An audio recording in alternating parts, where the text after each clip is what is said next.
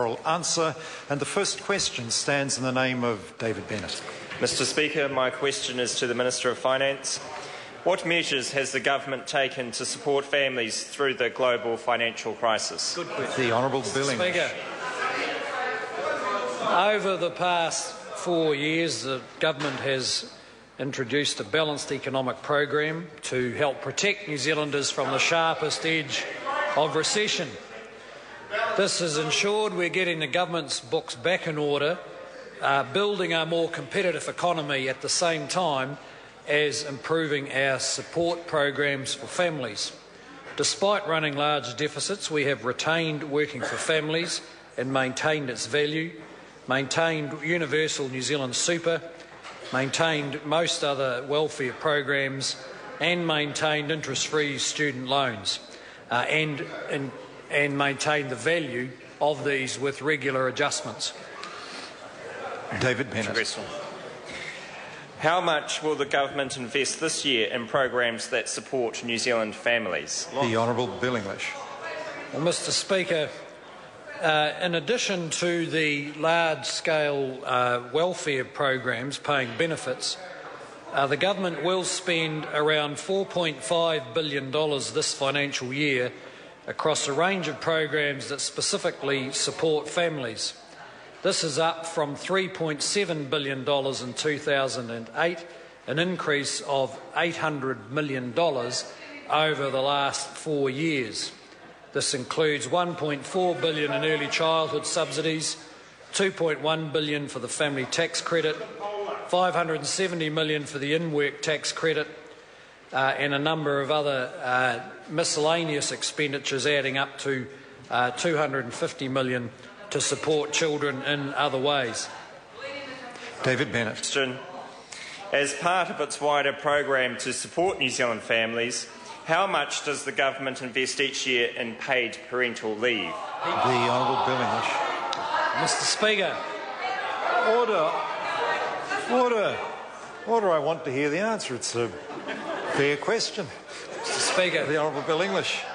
Despite one of the more significant recessions in a generation, the government has maintained the current provision of 14 weeks paid parental leave, which in the year to June 2012 will cost $156 million.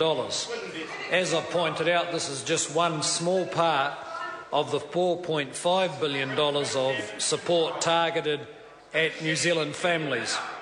The annual cost is likely to rise to $176 million by 2015-16.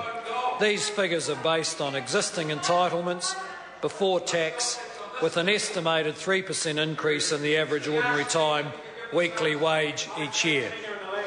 David Bennett. Supplementary question. What reports has he seen of alternative approaches to paid parental leave, and what impact would they have on the government finances? The Honourable Bill English. Well, Mr Speaker, as I pointed out, the top priority for the government has been to increase the value of the Working for Families payments, because that affects over 400,000 families. And on the 1st of April this year, Working for Families was increased by 5%. Point of order, the Right Honourable Winston Peters. Mr Speaker, I thought it was fair to give the Minister of Finance time, but he was asked what reports has he received. Now, he's well into his answer, and he's got nowhere near answering the question that he was directly asked.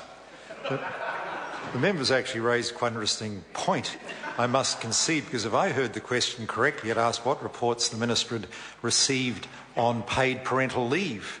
And the Minister has proceeded to talk so far about Working for Families, which is a totally different issue. Just in case the Minister didn't hear the question, I invite David Bennett to repeat his question. Supplementary question. What reports has he seen of alternative approaches to paid parental leave, and what impact would they have on the government's finances? The Honourable Bill English. Speaker. Well, that's a much better question. Mr Speaker, the government's alternative to increasing paid parental leave, as proposed by the opposition has been to make a higher priority of increasing the value of working for families payments. These affect around 400,000 families, and on the 1st of April this year, it was increased by 5%. I have seen propositions to double paid parental leave from 14 to 26 weeks. When fully implemented, this would cost another $150 million per year, and is not our highest priority. The Honourable David Parker.